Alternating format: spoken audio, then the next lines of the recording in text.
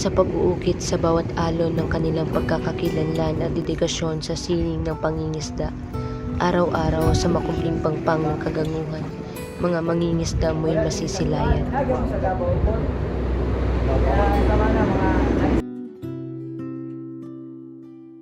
Filipino fisherfolk are already suffering from low fish production. Napigil ang overfishing. Sa datos ng Philippine Statistics Authority, bumaba ng mahigit 11% ang fish production ng bansa sa second quarter ng taong ito kumpara sa parehong panahon nung Fisherfolk from other countries are dominating Philippine fishing grounds. Parang malayo na at saka mahina pa. Sa mahigit 4 na dekadang pangingisda ni Armando, malayo raw ang huli nila ngayon kung ikukumpara noon. Says more fishing boats are depleting the region's once healthy fish stocks. Tira na nga ng tubig pero bumaba pa naman daw ang ating huling isda.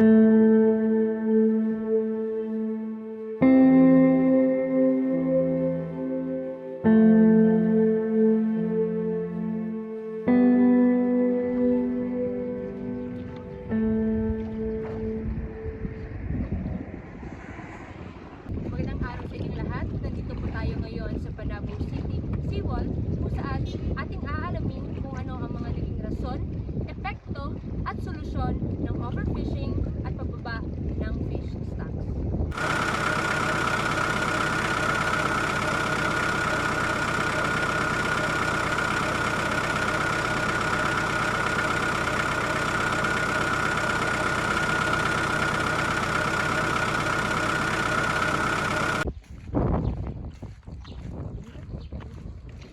So ngayon, nandito po tayo sa Panabo City Fishport kung saan binabagsak ang mga kuhang isda galing sa iba't ibang lalawigan ng Mindanao. So, kung nyo makikita,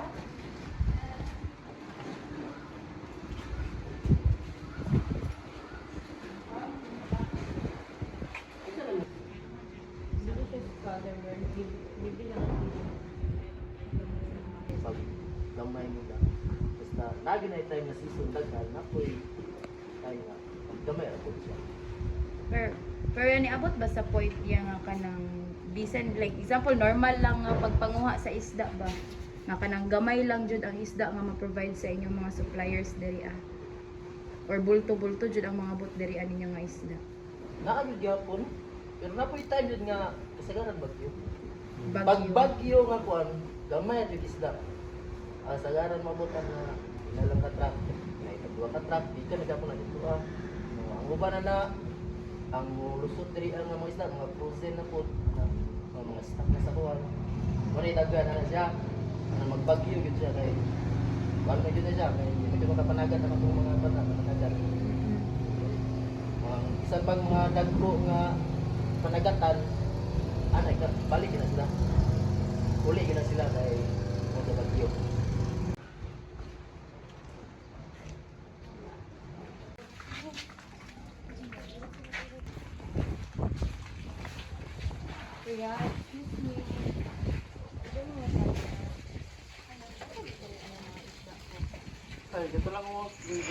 Nang aking lapitan ang mga katauhan sa pantalan upang magtanong, tila sila ay nagtutulakan.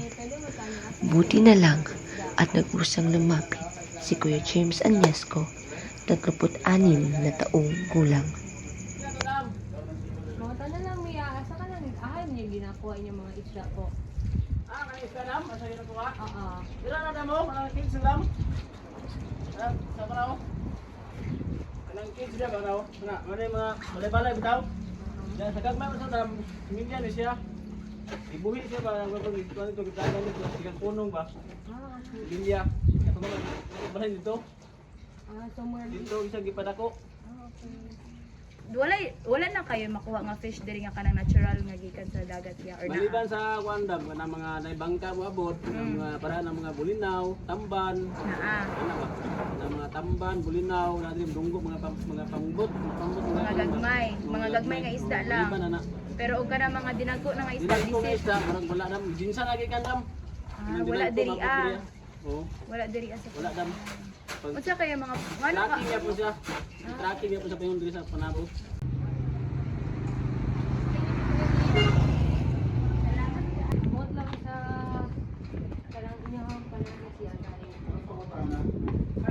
Need siya sa fish kids.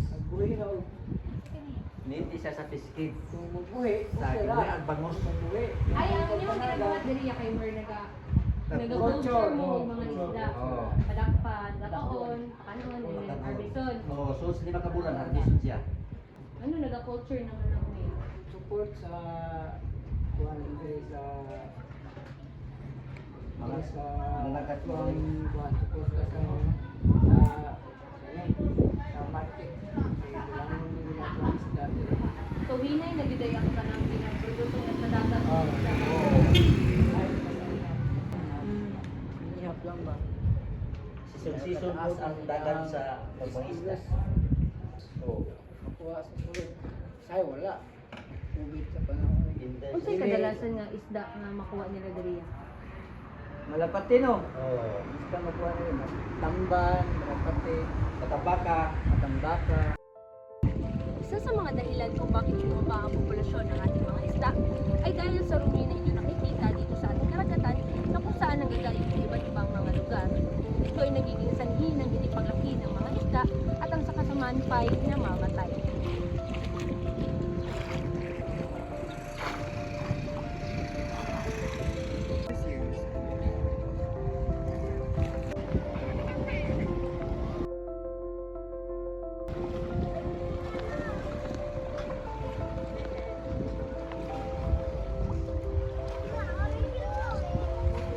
Lingaw kay sila ay.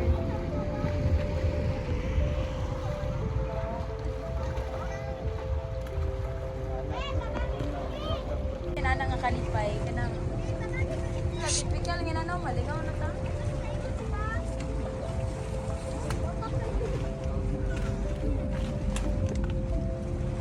Dila ta magsaka.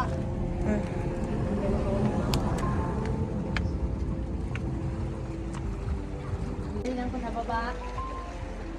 Pangutan ako dali. Pangutan lang ko kung kanang kumusta yung pangisda.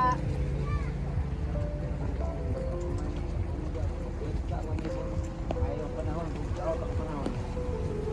pag-isda daw, pag-aitap doon. Kanang, unsay pangalan ni Mong Paul? Malan.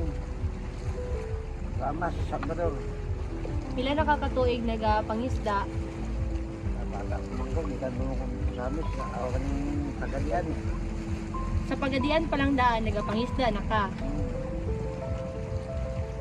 So, kumusta man ang kuan sa isda karon ng call kanang pareho pa ba sa una ang imuhang mga kuha ug karon?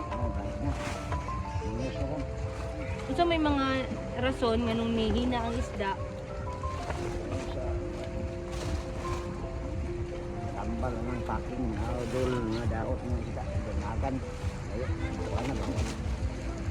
Pero ikaw diri ra ka dool sa dool nagapangisda, wala ka nabot og mga lagyo-lagyo. Ada ni ra lapin de, isud kay dili kalayo para pabot gabok way financial. Alam natin na ang mga dagat ay tirahan ng napakaraming buhay. Subalit sa ngayon, nanganganib ng mawala ang mga isda dulot ng labis na pangingisda. Ang bawat pagkukulang natin na hindi binibigyang diin ang wastong paraan ay unti-unting nagpapabagsak sa balanse ng ating mga karagatan. Kaya ngayon ang tamang panahon upang tayo ay magising, magkaisa at kumilos. Huwag nating pahintulutan na masira ang yaman ng dagat na tinatawag nating tahanan. Ang hinaharap ay nasa ating mga kamay at ang tagumpay nito ay nakadepende sa ating mga kasalukuyang desisyon. If you empower consumers, if you give them the information they need, they will make the best environmental choice. The more the market demands credible, traceable, sustainable seafood choices, that builds a momentum where retailers around the world have to make improvements to the way they fish the oceans. The regulatory environment is so critical. No single player can do it on their own. Leveraging philanthropy to actually go, to the source of the issue and try and improve the hard to crack issues like monitoring and transparency. Half of the world's fisheries are data poor, data absent. Going from Canada to the Philippines and seeing the lack of data, the lack of governance, the lack of structure. Data is so critical and management is so critical in the case of developing world fisheries. And I think that's where a significant amount of energy obviously needs to be focused from a financing standpoint. We have to find money for the transitional period. Nobody can have the full cost. We need partnerships between the public authorities, the supply chain, the retailers, the users, the consumers, everybody.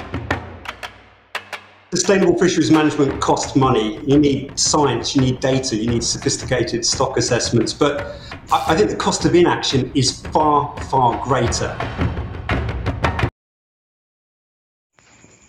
Muli, ako si Kate Eloisa Morales sa pagtatapos ng aming dokumentaryo. Naway magsilbing mabala sa lahat na ang labis na pangingisda ay hindi lamang nagdudulot ng pagkasira sa ating mga karagatan, kundi naglalagay din sa panganib sa hinaharap ng mga susunod na henerasyon. Ang ating mga aksyon ngayon ay may malalim na epekto sa kalikasan, kaya't sama-sama tayong kumilos upang mapanatili ang balanse ng ating mga ekosistema. Labis na panghuhuli ay ating iwasan. Huwag nating hayaang maging huli ang lahat bago natin maabutan ang yaman ng dagat na huling-huli na.